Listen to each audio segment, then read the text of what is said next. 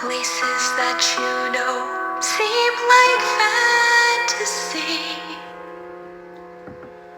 There's a light inside your soul that's still shining in the cold, with the truth, the promise in our hearts.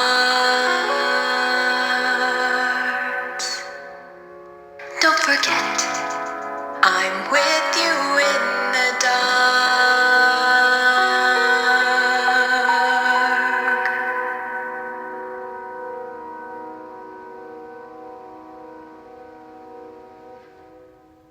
Duck was sus about Boku at first, but soon came to love him. So the twins played the trick on you, eh?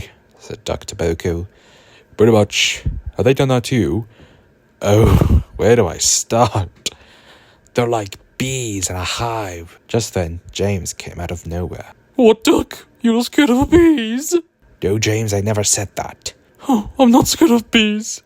If hundreds are swimming around me, I just buzz them off. Buzz, buzz, buzz, mocked Duck.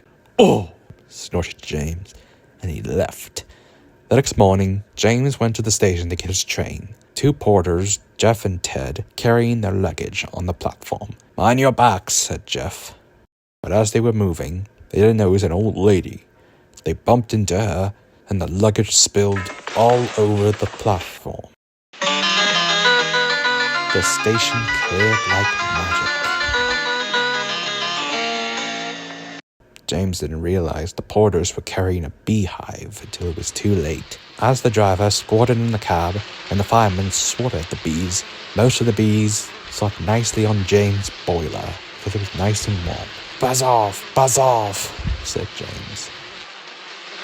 One bee burned its foot. The bee thought James had done it on purpose, so it stung James right on the nose.